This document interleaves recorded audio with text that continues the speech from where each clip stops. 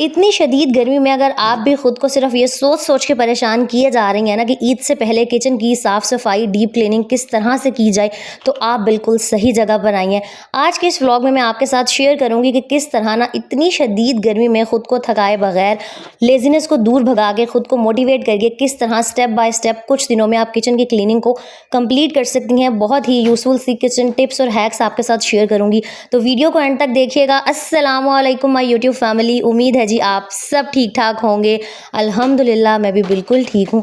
अच्छा, मैं ना रोज़ सोच रही थी कि ना ईद से पहले किचन को क्लीन करना है, क्योंकि जाहिर सी बात है डेली बेसिस पर हम जितनी मर्जी सफाइयाँ कर लें, और मैं तो वैसे भी डेली बेसिस पर कुछ ना कुछ साफ़ कर रही होती हूँ, लेकिन फिर भी ना वो ईद से पहले एक होता है कि हर चीज़ ना बिल्कुल चमकी भी हो, स्पेशली बकरा ईद से पहले, क्योंकि जाहिर सी बात है किचन का काम डबल ट्रिपल हो जाता है बकरा ईद के मौके पर। तो आज सुबह ना सबसे पहले मैंने क्या किया, नाश्ते से फ्री होते ही मेरा माइक्रोवेव ओवन बहुत ज़्यादा गंदा हुआ था। और आप मेरे साथ एग्री करेंगे कि अगर माइक्रोवेव ओवन नीचे शेल्फ पर पड़ा हो ना, तो फिर भी वो डेली बेसिस पर या 2 से 3 दिन बाद, हफ्ते में एक बार साफ़ होता रहता है। लेकिन अगर आपने कहीं उसको ऊपर रखा हो, क्योंकि मेरे शेल्फ पर जो है जगह बिल्कुल नहीं है माइक्रोवेव ओवन को रखने की, तो मैंने ना एक स्टैंड लगवा के इसको दीवार में फिक्स करवाया हुआ है। इसकी वजह से मेरा हाथ नहीं जा पाता, और मैं डेली बेसिस पर जितना मर्जी कोशिश कर लूँ, मैं रोज़ ऊपर शेल्फ के ऊपर चढ़ के ना इसकी सफाइयाँ नहीं कर सकती।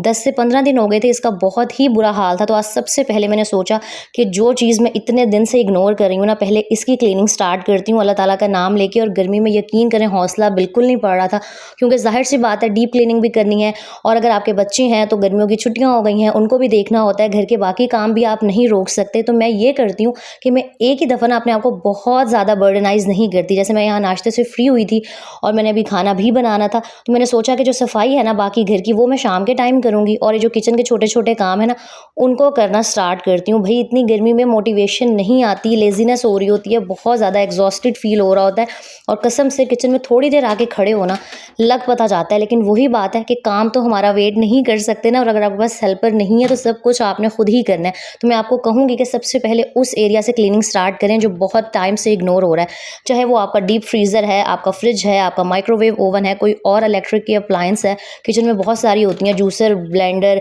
चॉपर, ये सारी चीज़ें होती हैं, और कोई ना कोई ऐसी चीज़ होती है जो इग्नोर होती चली जा रही होती है। तो सबसे पहले मैंने बस माइक्रोवेव ओवन को साफ़ किया था, और क्लीन करने के लिए कोई महंगा क्लीनर मैंने यूज़ नहीं किया था। मैं बिल्कुल हक में नहीं होती कि 500-600 के क्लीनर्स लेके आए जाएँ। मैंने एक नया स्पंज निकाला था जिससे हम बर्तन वॉश करते हैं, उसको हल्का सा गीला करके सारा एक्स्ट्रा पानी उसका निचोड़ लिया था, और बस उसकी हेल्प से हल्का हल्का मैंने इसको रगड़ा था। और फिर गीला कोई कपड़ा ले लेना आपने, उसका भी सारा एक्स्ट्रा पानी निकाल के ना इसको साफ़ कर लिया था। और जी लास्ट व्लॉग में मैंने आपसे कहा था, मैंने ज़ेलबरी से बहुत ही अफोर्डेबल शॉपिंग की है। और भाई मेरी कोशिश होती है कि जो भी काम करूं, चाहे वो किचन का है, चाहे वो घर का है, या शॉपिंग से रिलेटेड है, मैं अपनी जो जेब है ना उसको देख के करूं। कहते हैं ना हमेशा चादर देख कर पाँव फैलाने चाहिए, तो कभी भी ना किसी की देखा देखी आपने बहुत ज़्यादा जो है ना फजूल खर्ची नहीं करनी होती। एक तो ईद पर गर्मी बहुत होगी, तो मैं चाह रही थी कि कुछ इस तरह के ड्रेसेस लूँ जिनमें गर्मी भी ना लगे। तो मैंने ये 2 ड्रेसेस लिए थे, और ये मुझे 65 या 6600 में 2 मिल गए थे। और इतनी महंगाई है आजकल, ब्रांड के अगर 2 ड्रेसेस आपको इतनी रीजनेबल प्राइस में मिल जाएं, वो भी एम्ब्रॉयडर्ड, तो और क्या चाहिए। एक मैंने ब्लैक कलर का लिया था, क्योंकि ब्लैक मेरा मोस्ट फेवरेट कलर है, और दूसरा ना ब्लैक कलर पहन के इंसान बड़ा स्लिम स्मार्ट सा लग रहा होता है। ये ब्लैक वाला आई थिंक 31 या 3200 का था, और ये चुनरी स्टाइल में था, हल्की हल्की ना इसमें चुनरी का टच आ रहा था, और इसका जो ट्राउज़र था ना उसके ऊपर एम्ब्रॉयडरी हुई हुई थी। दूसरा एक ये पर्पल कलर का था, ये मुझे बहुत अच्छा लगा था। गर्मियों में इस तरह के कलर्स बहुत अच्छे लगते हैं, और स्पेशली इसका दुपट्टा इतना प्यारा था ना, फ्लोरल प्रिंट्स वाला, बहुत ही खूबसूरत लग रहा था, और इसके फ्रंट पे ना पूरी एम्ब्रॉयडरी हुई हुई थी। तो मेरे हिसाब से तो ये रीज़नेबल थे। दूसरा ब्रांड के कपड़े हैं तो आराम से ना 2 साल तो चल जाते हैं, अगर आप एहतियात से इस्तेमाल करें, मशीन में वॉश ना करें, और ज़्यादा धूप में भी इनको ना नहीं सुखाना होता, वरना लाइट कलर है और ज़्यादा फेड हो जाता है। और ये जहाँ 3400 का मुझे मिल गया था, तो आप लोग कह रहे थे आप ही आपने शॉपिंग कर ली, दिखाई नहीं, तो मैंने सोचा कि साथ ही साथ किचन की आज क्लीनिंग भी कर लूँ। और क्योंकि यही ना खुशी के छोटे छोटे मौके होते हैं जिसपे ना हर औरत का दिल चाह रहा होता है कि वो नए कपड़े पहने, मैचिंग के जूते ले। लेकिन इतनी महंगाई हो गई है, मेरी दुआ है कि अल्लाह ताला हम सब के ना रिस्क में बरकत दे। और एक बात हमेशा याद रखा करें कि दूसरों को कॉपी करने के चक्कर में ना अपना ज़हनी सुकून और अपने घर का माहौल बिल्कुल भी ख़राब ना किया करें। खैर जी, ये तो मेरे ड्रेसेस हो गए। कॉमेंट्स में बताइएगा कि कौन सा ड्रेस आपको ज़्यादा अच्छा लगा। और क्योंकि मैंने किचन की डीप क्लीनिंग स्टार्ट की हुई थी, तो मैंने माइक्रोवेव ओवन क्लीन करने के बाद सोचा कि इससे पहले मैं मज़ीद काम करूँ, सबसे पहले जो दोपहर का खाना है ना उसको प्रिपेयर कर लेती हूँ, क्योंकि भाई जो मर्ज़ी हो जाए घर वालों ने तो खाना मांगना है, चाहे हम डीप क्लीनिंग कर रहे हो, हम जो मर्ज़ी काम कर रहे हो, जो घर के नॉर्मल रूटीन के काम है ना वो कभी नहीं रुकते हैं। और स्पेशली गर्मी में ना मेरी कोशिश होती है कि मैं ना अपने आप को बहुत ज़्यादा ना बर्डनाइज़ करूँ, क्योंकि ऑलरेडी इतनी गर्मी है, इतना पसीना आ रहा होता है और इंसान वैसे ही बहुत लेज़ी और एग्जॉस्टेड फील करना स्टार्ट कर देता है। और एक और बात जो मेरी बहनें कह रही होती है ना, आप ही हम बहुत सुस्त हैं, बहुत लेज़ी फील हो रहा होता है, मोटिवेशन काम करने की आती ही नहीं है, उनको मैं यही मशवरा दूंगी कि फ़ारिग ना बैठा करें। इंसान जितना फ़ारिग बैठता है ना, जितना वेला रह के मोबाइल चलाता है, उतनी ज़्यादा जो लेज़ीनेस है ना वो बढ़ रही होती है। हिम्मत करके अल्लाह ताला का नाम लेके बिस्मिल्लाह पढ़ के दुरूद शरीफ पढ़ के कामों का आगाज़ तो किया करें। और अगर आपके घर हेल्पर आती है और आपको नहीं समझ में आता कि पूरा दिन किस तरह प्रोडक्टिवली गुजारा जाए ना, तो कोई ना कोई हॉबी, कोई ना कोई काम ज़रूर करें, स्पेशली आजकल के ना महंगाई के दौर में। और हाँ, याद आया, मैं आपके साथ एक सिस्टर का ना चैनल का लिंक शेयर कर रही हूँ, कॉमेंट में पिन कर दूँगी। सुपर मॉम लाइफस्टाइल के नाम से ना उनका चैनल है। और मैंने उनसे पूछा आपने चैनल क्यों बनाया, तो शी सेड मैं एजुकेटेड हूँ लेकिन मेरे बच्चे हो गए हैं, तो जाहिर सी बात है मैं जॉब नहीं कर सकती और मैं नहीं चाहती थी कि मैं घर पे ना फारिग बैठूँ। तो मुझे उनकी ये बात बहुत अच्छी लगी। हम औरतें अक्सर क्या करती हैं, उनके पास स्पेशली हेल्पर हो के वो या तो पूरा दिन सीजन्स देख लिए, मोबाइल देख लिया, कुछ ना कुछ कर लिया, मतलब खाली रह रह के इंसान इतना एक तो डीमोटिवेटेड हो जाता है, लाइफ में कुछ रहता ही नहीं है करने को और खाली दिमाग शैतान का घर होता है। तो प्लीज़ कोई ना कोई हॉबीज़ ज़रूर अपनी जो है ना रूटीन में शामिल करें। और कुछ नहीं है, चैनल बना लें, अर्निंग के कोई ना कोई तरीके ढूंढें, कोई स्किल सीखें। और आप सबसे मेरी रिक्वेस्ट है कि आप सुपर मॉम लाइफस्टाइल के चैनल को ज़रूर विजिट कीजिएगा। उनका लिंक दोबारा बता रही हूँ, कमेंट सेक्शन में मैंने पिन कर दिया है।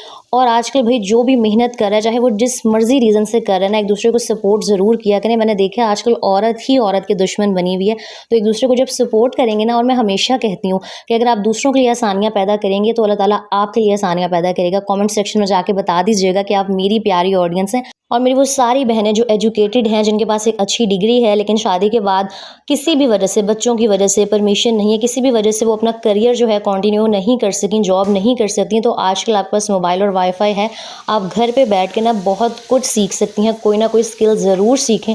अगर आज के दौर में आपके पास कोई हुनर है ना, तो यकीन करें आप उससे पैसे कमा सकती हैं, इंडिपेंडेंट हो सकती हैं। बहुत, मैं ये तो नहीं कहूँगी कि इंसान लाखों कमा सकता है, हाँ लाखों कमाना भी कोई नामुमकिन तो नहीं है, लेकिन इतना तो ज़रूर कमाए ना कि अपनी ख्वाहिशात और जो आपके बच्चों की ख्वाहिशात हैं, जो इस महंगाई के दौर में अक्सर हमें मारनी पड़ती है ना, वो आपको अपना जो दिल है ना वो छोटी छोटी चीज़ों के लिए मारना ना पड़े। खैर अच्छा, आज ना मैं बना रही थी बीफ का आलू गोश्त, और इसकी तो रेसिपी मैं काफ़ी दफ़ा शेयर कर चुकी हूँ, लेकिन यहाँ मैं आपको बता दूँ क्योंकि बकरा ईद आ रही है और हम सबके घरों में ही शोरबे वाले जो सालन है ना वो बनाए जाते हैं। अक्सर ऐसे होता है कि शोरबे वाले सालन में कभी प्याज तैर रहे होते हैं, कभी टमाटर तैर रहे होते हैं। तो मैं क्या करती हूँ कि ऑयल में ना सबसे पहले प्याज, टमाटर, हरी मिर्चें, अदरक, लहसुन को ना हल्का सा फ्राई कर लेती हूँ। जब हल्का हल्का वो ब्राउन होने लगती हैं, सॉफ्ट हो जाती हैं, उनको फिर मैं निकाल के, जब वो ठंडे हो जाते हैं, ब्लेंडर में डाल के ब्लेंड करती हूँ और फिर मैं हांडी के अंदर ऐड करके ना प्रेशर लगाती हूँ। तो इस तरह ये होता है कि कोई भी चीज़ आपके सालन में ना तैरती हुई और इस तरह से ना कुछ भी नज़र नहीं आएगा, वरना वो मुझे नहीं अच्छा लग रहा होता। खैर फटाफट से मैंने जो गोश्त था ना उसको गलने के लिए चढ़ा दिया था। और अब मैंने सोचा क्योंकि बकरा ईद पर खाने बहुत सारे बनेंगे, हम सबके घरों में ही बनेंगे, तो ये जो मसाले पीसने वाले, कूटने वाले काम होते हैं ना, अगर इंसान ने पहले ही करके रखे हो तो अच्छा खासा टाइम सेव हो जाता है। और मैंने काफ़ी दफ़ा शेयर किया कि मैं ज़ीरे को ना हमेशा भून के फिर ग्राइंड करके रखती हूँ। आप कभी ना ज़ीरे को भून के ग्राइंड करके यूज़ करें, इतनी अच्छी उसकी खुशबू ही अलग होगी और उसका टेस्ट बिल्कुल अलग आता है एज़ कम्पेयर टू अगर आपने ज़ीरे को सिर्फ ऐसे ही ग्राइंड करके ना ऐड कर दिया। और ज़ीरे को हल्का सा आपने सिर्फ भूनना है, जब उसमें से वो कड़कड़ाने की आवाज़ आएगी ना, तो बस आपने चूल्हा बंद कर देना है, इसको बिल्कुल जलाना नहीं है। अगर जला लेंगे ना तो फिर वो जलने की स्मेल आना स्टार्ट हो जाएगी। हल्का सा 1-2 मिनट आपने इसको ना फ्राई पैन में डाल के, किसी भी तवे पे डाल के भून के इसको ग्राइंड करके ना और ठंडा करके आपने एयर टाइट जार में डाल के रखना है। अच्छा, हम एक गलती अक्सर ये करते हैं कि गरम मसाले घर में आते हैं, हमने खुद घर में पीसे होते हैं, तो हमने या तो शॉपर में ही रहने दिए होते हैं जब ग्रोसरी आती है। ये जो चीज़ें हैं ना, ये मुझे लगता है अगर आप शॉपर में रहने दें तो आपका बहुत सारा जो राशन का सामान है वेस्ट हो रहा होता है। जैसे चावल हो गए, दालें हो गई, इन सब के लिए ना आजकल तो वो 120 और 100 वाली सेल से आप कंटेनर्स ले सकती हैं और डब्बे में डाल के हर चीज़ को अच्छे तरीके से टाइट करके रखा करें। इस तरह एक तो कीड़ा नहीं पड़ता, दूसरा चीज़ें ना लंबे अरसे के लिए फ्रेश रहती हैं। स्पेशली गर्मियों में, आगे बरसात का मौसम आएगा तो दालों में और इस तरह की चीज़ों में ना कीड़ा बहुत जल्दी लग जाता है। और स्पेशली गर्म मसाले जिस चीज़ में भी रखें, उसका जो लिड है, उसका जो ढक्कन है ना, उसको अच्छे तरीके से टाइट करके बंद ज़रूर किया करें। अच्छा, जो मेरा गोश्त था ना वो गल गया था और मैंने कुकर भी साथ ही लगे हाथों, आपको नज़र आ रहा होगा पीछे, वॉश करके रख दिया था। और गोश्त को ना मैंने जो सालन था उसको, जो मैं जिसके अंदर हांडी बनाती हूँ, उसमें निकाल लिया था। और ये जी मेरे मसाला बॉक्सेस हैं, मैंने सोचा एक एक करके ना इनको भी वॉश कर लेती हूँ, क्योंकि ज़ाहिर सी बात है एक ही दिन में बहुत सारे काम अगर मैं स्टार्ट कर देती ना, मैं मज़ीद थक जाती। तो मैं कभी भी बहुत सारी चीज़ों को एक साथ नहीं करती। जैसे आज मैंने माइक्रोवेव ओवन क्लीन किया था, साथ में ज़ाहिर सी बात है खाना बनाना था, तो मैंने आलू गोश्त और ज़ीरा राइस बनाने थे। ज़ीरा राइस बनाना बहुत आसान है, आप पूछ रहे होते हैं ना, तो आगे चल के वो भी मैं शेयर कर दूँगी। बाकी मुझे ये भी कमेंट्स आ रहे थे कि आप गरम मसाले में ना क्या-क्या यूज़ करती हैं। तो पहली बात, मैं इस तरह का ना ये पैकेट वाला ही गरम मसाला ले लेती हूँ। मुझे पता है कि घर में भी ईज़िली ना हर चीज़ आप अलग-अलग लेके बना सकती हैं, लेकिन मैं बहुत अरसे से ये यूज़ कर रही हूँ और ये बहुत अच्छा है। मुझे इसमें नहीं पता कि किस हिसाब से और किस क्वांटिटी में चीज़ों को ऐड किया हुआ है, लेकिन ये जब मैं ग्रोसरी लेने जाती हूँ ना, तो ये 250-300 रुपए का एक पैकेट आता है और ये गरम मसाला आराम से मेरा 2 महीने चल जाता है, क्योंकि ज़ाहिर-सी बात है मैं बहुत ज़्यादा गरम मसाला किसी भी चीज़ में ऐड नहीं करती। सिंपली मैं ये वाला पैकेट लेकर आ जाती हूँ और बस इसको मैं ग्राइंड करके ना अच्छे तरीके से कवर करके रख लेती हूँ और पूरा महीना ना सुकून रहता है। वरना पहले मैं क्या करती थी कि हांडी बनाने के दरमियान में जब ये चीज़ें पीसनी पड़ती थी ना, एक तो गर्मी में वैसे ही इंसान किचन में खड़ा हुआ इतना उकताया हुआ होता है, फिर जब ये छोटे-छोटे काम करने पड़ते हैं ना, मज़ीद गर्मी लग रही होती है। गोश्त गल गया था ना, तो मैंने बीच में आलू ऐड किए और पानी डाल के ना शोरबा जो था पकने के लिए रख दिया था। जितनी देर में शोरबा गाढ़ा हो रहा था ना, मैंने सोचा मैं फटाफट से ना यहाँ पर झाड़ू भी लगा लेती हूँ। और मैं भई हमेशा इसी तरह काम करती हूँ कि अगर मैं किचन में खड़ी हूँ तो मैंने किचन के ही छोटे-छोटे काम साथ में निपटाते रहने हैं। अगर मैं बेडरूम क्लीन कर रही हूँ तो मैं फिर बेडरूम में ही रहूँगी। मैं ये वाला हिसाब नहीं करती कि एक पाँव मेरा किचन में है तो एक जगह मैं बाहर की क्लीनिंग करना स्टार्ट कर दूँ, या अगर मैं क्लीनिंग कर रही हूँ तो एक पाँव किचन में हो। इस तरह इंसान बहुत ज़्यादा ना मेंटली थकना स्टार्ट हो जाता है। और जब दिमागी तौर पे थकते हैं ना, ऑलरेडी हमारी जो बॉडी है जवाब दे जाती है, मज़ीद फिर कुछ करने की हिम्मत नहीं रहती। तो इस गर्मी में स्पेशली कोशिश किया करें कि किचन में वैसे ही खड़े होना मुश्किल है, जब आप खड़े हुए हैं ना, जितनी देर आपका खाना बन रहा है, तो बाकी के छोटे-मोटे काम कर लें और एक लिस्ट बना लें, डिसाइड कर लें कि आज फ्रिज की क्लीनिंग करनी है, आज डीप फ्रीज़र की करनी है, आज जो कैबिनेट्स हैं, उनको ठीक करना है। अभी जो मेरे नीचे सीमेंट वाले खाने बने हुए हैं ना, उनको भी मैं ठीक करूँगी।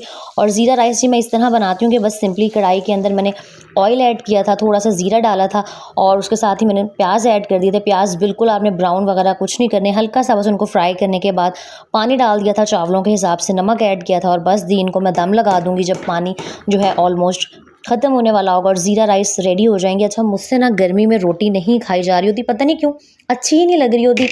दिल चाह रहा होता है, भूख भी लगी होती है, लेकिन होता है कि बस कुछ हल्का-फुल्का सा हो कि पेट भी भर जाए और तबीयत जो है ना गर्मी की वजह से हैवी ना हो। तो मैं आजकल अक्सर ही ना दोपहर में या तो ज़ीरा राइस बना लेती हूँ या राइस बना लेती हूँ। कभी आलू वाले, कभी चने वाले, कभी मोस्टली तो वैसे पुलाव ही बनता है। और साथ में अगर मैंने ज़ीरा राइस जब बॉयल किए हो ना चावल, तो मैं इस तरीके से शोरबे वाला कोई भी सालन बना लेती हूँ, तो आराम से ना पेट भर जाता है और रात को ना फिर मैं इसी सालन के साथ रोटी बना लूँगी। तो बस जी, ये था आज का व्लॉग। मैंने खाना भी बनाया, मैंने माइक्रोवेव ओवन भी क्लीन किया, स्पाइसेस बॉक्स को भी क्लीन किया, सारे स्पाइसेस भी रेडी करके रखे। तो थोड़ा-थोड़ा करके करेंगी ना तो सब मैनेज हो जाएगा।